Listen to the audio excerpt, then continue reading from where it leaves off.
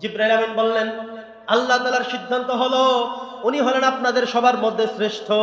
উনি আপনাদের আজকে ইমামতি করেছেন, তিনি আপনাদেরও ইমাম। উনি আজকে হয়ে গেলেন ইমামুল মুরসালিন, সমস্ত রাসূলদের ইমাম তিনি। আপনারা কেউ না, বরং উনি আপনাদের সবাইকে নামাজ পড়িয়েছে। সিদ্ধান্তটি আমার না, সিদ্ধান্তটি স্বয়ং আল্লাহর। সিদ্ধান্ত কার? আল্লাহর সিদ্ধান্তে আজকে উনি নামাজ আদায় করিয়েছেন। আজকে থেকে আপনাদের সবার নেতা, আপনাদের ইমাম উনি। ওনার প্রতি শ্রদ্ধাবোধ জ্ঞাপন করুন। সুবহানাল্লাহ। প্রথম পর্যায়ে মেরাজের প্রথম সাথেই, প্রথম ধাক্কাতেই এসে তাকে সবচেয়ে সম্মানিত অ্যাড্রেস করে দিয়েছেন ফেরেশতাদের মধ্যে সর্বশ্রেষ্ঠ ফেরেশতা হযরত জিবরাইল আলাইহিস সালাম। পড়ছি আলহামদুলিল্লাহ। এত মর্যাদাপূর্ণ ব্যক্তি পৃথিবীর বুকে আর হতে পারে না। এবার নবীজি রওনা করলেন, মেরাজের দিকে রওনা করলেন। আল্লাহ তাআলার সিদ্ধান্ত ক্রমে তিনি রওনা করলেন। প্রথমে এসেছে একটি বরাক, তারপর একটি রফরফ, দুটি বাহরের সহযোগিতায় তিনি সরাসরি চলে গেলেন সিদরাতুল মুনতাহায়, যেখানে আল্লাহ তাআলার আরশে আজিম সেখান পর্যন্ত পৌঁছে গিয়েছেন। বলি সুবহানাল্লাহ। আল্লাহর কাছাকাছি চলে গিয়েছেন। লাইলাতুল মিরাজ চলে আসছে এই সোমবার দিবাগত রাতে। আজকে কি বার? জুমাবার। তারপরের দিন শনিবার, তারপরে রবিবার, তারপরে সোমবার দিবাগত রাতে এই নবী করিম সাল্লাল্লাহু আলাইহি ওয়াসাল্লামের মেরাজের রজনী, গুরুত্বপূর্ণ রজনী। চেষ্টা করব আমরা অন্তত কিছু অতিরিক্ত নামাজ, কিছু অতিরিক্ত আমল করে এই রাত যে পবিত্রতম রাত, এই রাত যে বরকতপূর্ণ রাত, এই রাত 621 খ্রিস্টাব্দের যে রাত ঘটে গিয়েছিল, এই রাতে নবী মুহাম্মদুর রাসূলুল্লাহ সাল্লাল্লাহু আলাইহি ওয়াসাল্লাম মেরাজে গিয়েছিলেন। এর ইতিহাস যে সংরক্ষিত আছে কোরআনে, ইতিহাস সংরক্ষিত রয়েছে ইতিহাসের গ্রন্থগুলোর মধ্যে, হাদিসের মধ্যে, সেখান থেকে আমরা পেয়েছি। আমরা জানি, বুঝি, বিশ্বাস করি এ রাতটি বরকতপূর্ণ রাত। যে রাত থেকে আল্লাহ তাআলা বাছাই করেছেন, অন্য রাতেও তো হতে পারত, লাইলাতুল কদরেও তো হতে পারত। যেহেতু এই রাতটা আল্লাহ চুজ করেছেন, পছন্দ করেছেন, বাছাই করেছেন, এই রাতের বরকত আছে না নাই? অতএব এই রাতে নবী করিম সাল্লাল্লাহু আলাইহি ওয়াসাল্লামের মেরাজের রাত হওয়ার কারণে আমরা একটু হলেও গুরুত্ব দিয়ে, প্রাধান্য দিয়ে কিছু আমল করবার জন্য আমরা চেষ্টা করব ইনশাআল্লাহ। বন্ধুগণ আমার, এবার নবীজি রওনা শুরু করলেন। এক এক করে আসমান পাড়ি দিলেন, সবগুলো আসমান পাড়ি দিলেন। 7 আসমানে সর্বমোট 8 জন নবী এবং রাসূলের সাথে সাক্ষাৎ হলো, কোলাকুলি করা হলো, কথোপকথন হলো। কিছুক্ষণ আগে তারা এখানে এসেছিলেন, তারা নামাজ পড়ে আবার যার যার মতো চলে গিয়েছেন। এখানে সবাই রুহানি ভাবে এসেছেন, কিন্তু জিসমানি ভাবে আল্লাহ তাআলা তাদেরকে ওই 7 আসমানে 8 জনকে রেখেছেন। নবীজি সবার কাছে গিয়েছেন। প্রথম আসমানে গিয়ে আদম নবীর সাথে সাক্ষাৎ, জিবরাইল আমিন এবার পরিচয় করিয়ে দিলেন। কিছুক্ষণ আগে যে নামাজ পড়ে এসেছিলেন উনি সেই নবী মুহাম্মদুর রাসূলুল্লাহ। কোথায় যাচ্ছেন? বলে আল্লাহর সাথে সাক্ষাৎ করার জন্য আমরা রওনা করেছি। সুবহানাল্লাহ। কোথায় যাচ্ছেন? যে আল্লাহর সাথে সাক্ষাৎ করতে। বলে কি বলেন না? বলে হ্যাঁ, আমি জিবরাইল নিয়ে আসছি, একদম জমিন থেকে নিয়ে আসছি, এখান থেকে এরপরে উপরে আস্তে আস্তে করে একদম জায়গা মতো নিয়ে যাব। সিদ্ধান্তটি কার?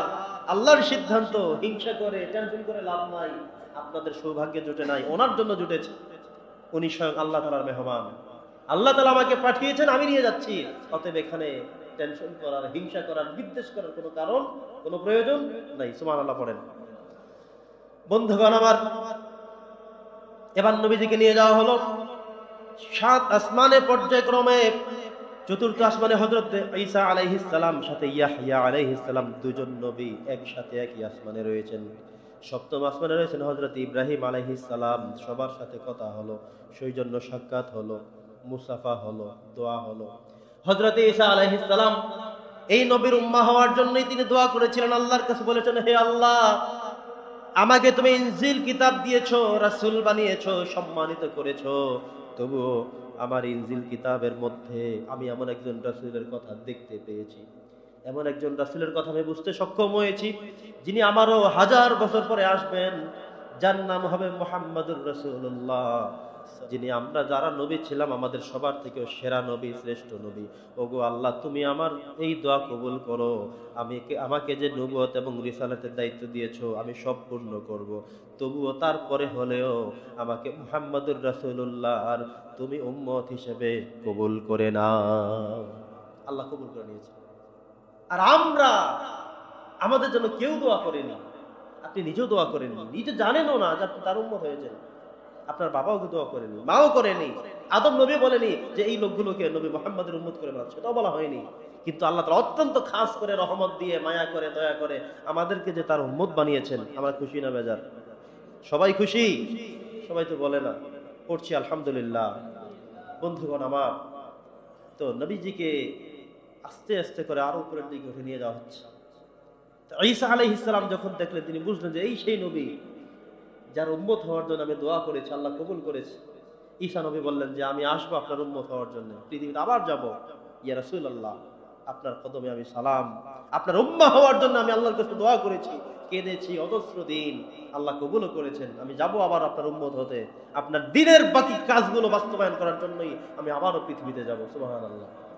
তিনি কি নবুয়তি দায়িত্ব পালন করতে আসবেন নাকি উম্মত হয়ে আসবেন? জোরে বলেন। উম্মত হয়ে আসবেন। এগুলো কোরআন এবং সুন্নাহ দ্বারা প্রমাণিত। বন্ধুগণ আমার, এবার নবীজি সেখান থেকে বিদায় নিয়ে চলে গেলেন একেবারে উপরে আরশ আজিমে চলে গেলেন। জিবরিল আমিনকে নির্ধারিত জায়গায় থেমে গিয়ে বললেন যে হুজুর, আমার ভিতরে যাওয়ার আর অর্ডার নেই, আপনি চলে যান। এবার নবীজি ভিতর প্রবেশ করলেন। ফেরেশতারা বাহিরে দাঁড়ানো। এতদিন পর্যন্ত শুধুমাত্র জিবরাইল না, সেই সাথে অসংখ্য ফেরেশতা রয়েছেন। ফেরেশতারা চতুর্দিকে দাঁড়িয়ে দাঁড়িয়ে তাসবিহ পড়ে, তারা দোয়া করে, তারা রুকু করে, তারা সিজদা করে। তারা বলেছিল, হে আল্লাহ, নাহনু নুসাব্বিহু বিহামদিকা ওয়া নুকদ্দিসু লাক, আমরাই তো তোমার প্রশংসা করি, তোমার দিন-রাত তোমার তাসবিহ জপি, এরপরে মানুষ কেন আবার পাঠাবা? আমরাই তো সবকিছু করি। তার মানে হলো ফেরেশতারা আল্লাহর আরশ আজিমের চতুর্দিকে, তারা সেখানে তাসবিহর মধ্যে লিপ্ত। কেউ রুকুতে, কেউ সিজদায়, কেউ দাঁড়ানো, কেউ বসা, সবাই তাসবিহ পড়ে। যখন দেখলো এতদিন পর্যন্ত, আজও পর্যন্ত কোনো মানুষকে, কাউকে এই পর্দার ভিতরে ঢুকতে দেখি নাই, জিবরাইলকেও ঢুকতে দেখি নাই। আজকে উনি কে এসেছেন, কোত্থেকে এসেছেন? উনি তো সরাসরি ভিতরেই চলে গেলেন, উনি আবার কে? একে অপরকে জিজ্ঞাসা শুরু করলো।